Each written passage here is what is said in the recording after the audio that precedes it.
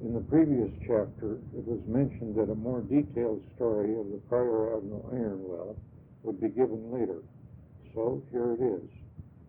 My first association with the well occurred in September 1912, when, with the other kids in the neighborhood, I went to investigate a spring on Prior Admiral, which our parents were talking about. This spring was bubbling out of the ground on the Prior Admiral Hill between Bishop, now Wentworth Avenue, and Ellen Street, now Delaware Avenue. Since the street was not paved at the time, it did not take long before the outcoming water created a hole about 4 feet in diameter by washing the soil down the hill.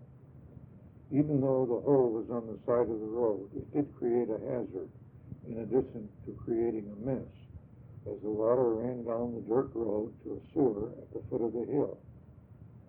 Someone in authority had a couple wagon loads of gravel dumped into the spring, and the street restored to its original condition.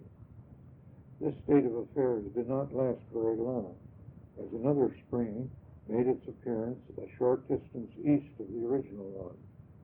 It was then that the authorities began to suspect that the artesian well drilled by the village of Bayview about 25 years previously might be the cause of the trouble. So let us go back and review the history of that particular well.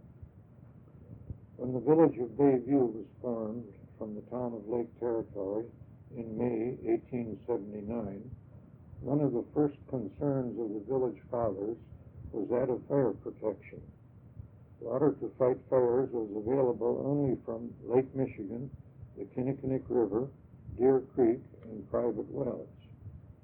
A committee on fire and water was formed, including a relative of the author, and was asked to investigate all the possibilities of getting an adequate water supply for fire protection.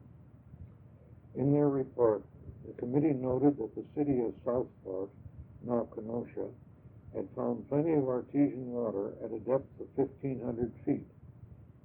They also noted that a brewery on the west side of Milwaukee had a successful artesian well. The report also recommended that an artesian well be sunk by November 1st, 1882. Part of the recommendation was that 6 such wells be ultimately constructed for fire protection purposes, 3 to be located east of the Chicago and Northwestern Railway tracks, and 3 to the west of the tracks. As a result of the action of the village board, the following notice was published.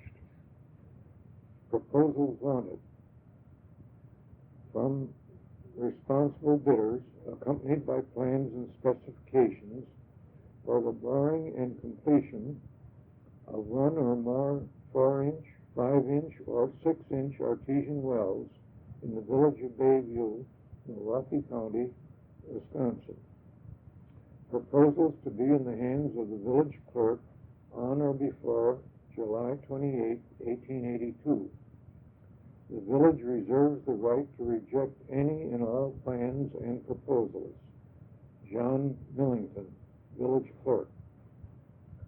At the regular meeting of the board on Saturday, July 29, 1882, an answer from Donald McDougall relating to proposals for well boring was read and ordered placed on file.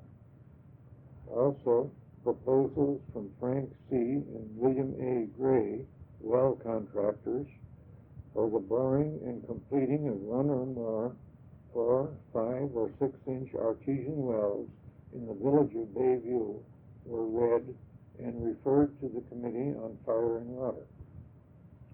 Later, it was ordered that a contract with the Gray Company be drawn up, and that the village board act as a committee of the whole to select the site of the first well. Their report on the location of the well was adopted on September 9, 1882.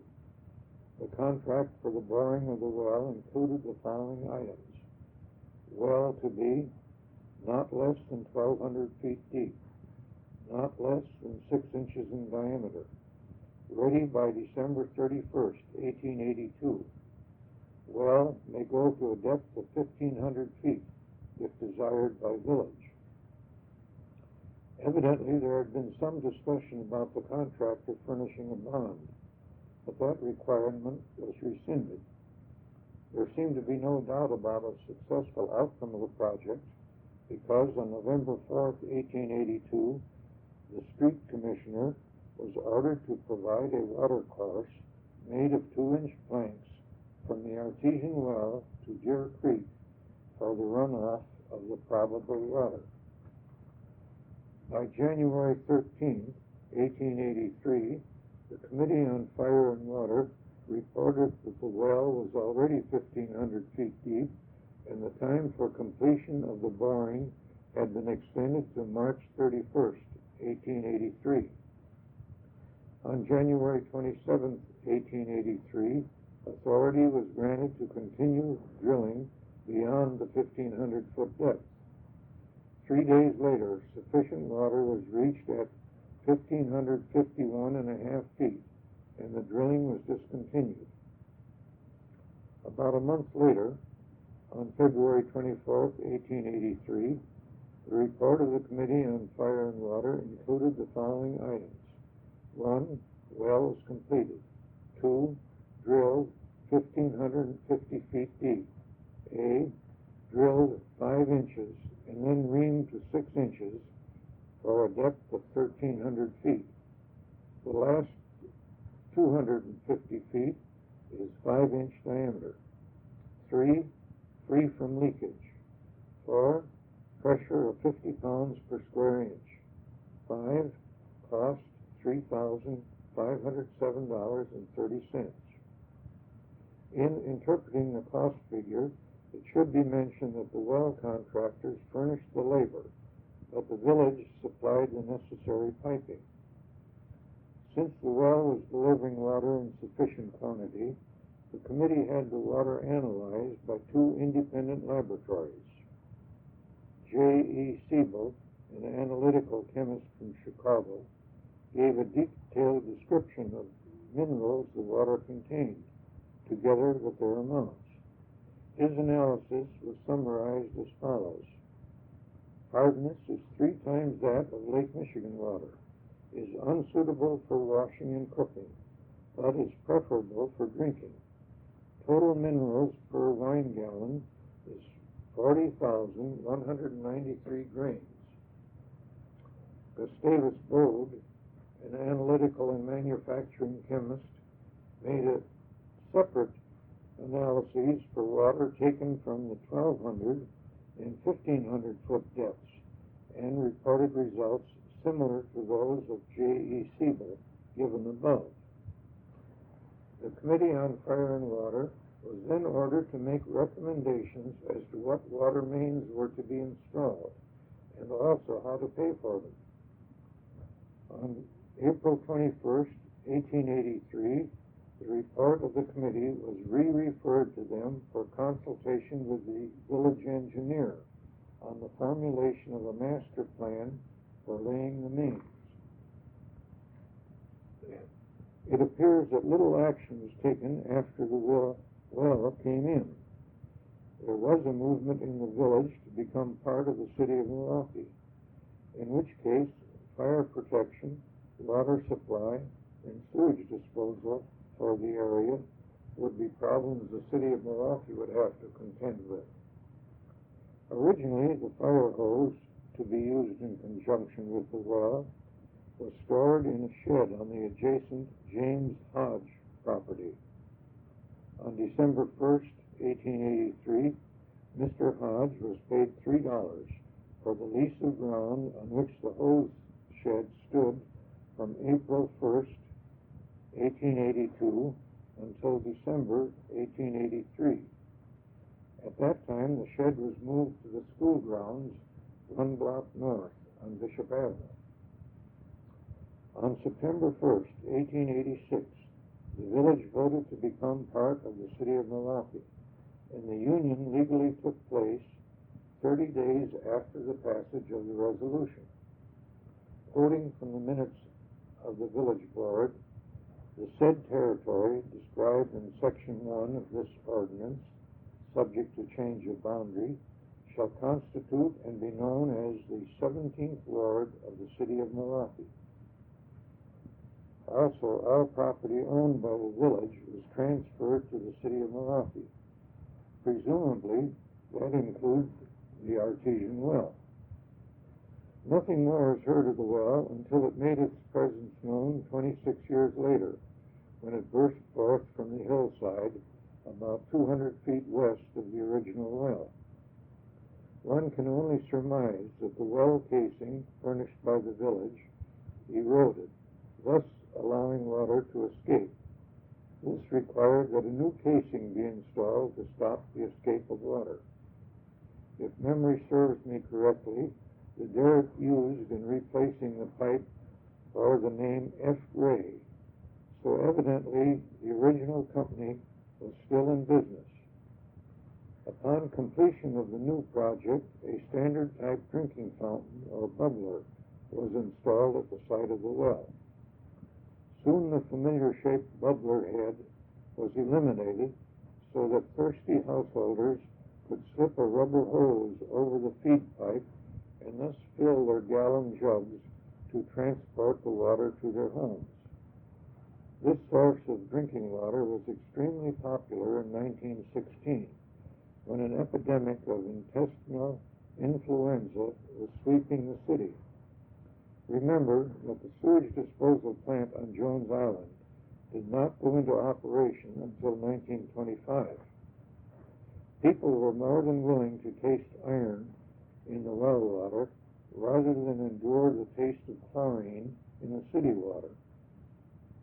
In 1917, the City of Milwaukee budget included an item of $1,500 to defray the expense of laying pipe to convey the water to South Shore Park. Later, it was decided to use the money to fix up the original well first. Evidently, eventually, the water did get piped to South Shore Park, but only for a short time. The water pressure was not stable enough for a reliable flow, so the drinking fountain in the park at Estes Street and Beulah Avenue was dismantled. For many years, the operation of the well was a political football. When the well failed to deliver enough water, various people in city departments were blamed. At the well itself, the water pressure was no longer its initial 50 pounds per square inch, so a deep well pump capable of lifting water about 150 feet was installed in an underground chamber. This pump is still used in conjunction with a 42-gallon tank to maintain an even pressure. An additional improvement, a concrete structure providing for a drinking fountain, together with two separate pipes for filling bottles and jugs, was constructed. Unfortunately, the design of the structure was such that it invited youngsters to clamber all over it, and in so doing, break the bubbler heads as fast as they were installed. Finally, the bubbler facility was shut off entirely. By this time, Pryor Avenue had been paved and curbs installed, so the wastewater ran down the gutter to a catch basin, which was especially built to take care of it. Even with all the improvements, there were many periods in which the well was inoperative. One Bayview alderman claimed he could not get the necessary appropriations for maintenance purposes passed because he opposed some aldermen on other issues. At first, the well was placed under the jurisdiction of the Department of Public Works, but later it was turned over to the Water Department, which is now responsible for its maintenance. The City Health Department makes periodic checks to ensure that the water is absolutely pure. At the time of Mayor Meyer's fountain beautification project, it was suggested that $10,000 be appropriated to build an ornamental water fountain at the site. Because of the well's location, that was not feasible. Instead, an underground wastewater line was connected to the nearby sewer. This is below the frost line, so that the cold winter weather does not affect it. No longer is the gutter, and the fountain itself for that matter, encased in a mass of ice on cold winter days. People unfamiliar with the well may wonder why it was referred to as the Iron Well by the early residents. When the city of Milwaukee had to use a large amount of chlorine in purifying its water, many people objected to the resulting taste, and hence would come from miles around to get their supply of drinking water from the Iron Well. As the water stood around in the gallon-sized glass bottles, the most popular size container, a brownish-red deposit collected on the inside of the container. Since this deposit resembled rust, the people naturally assumed there was a lot of iron in the water, and hence the name Iron Well. If at any time you feel in need of a drink of clear,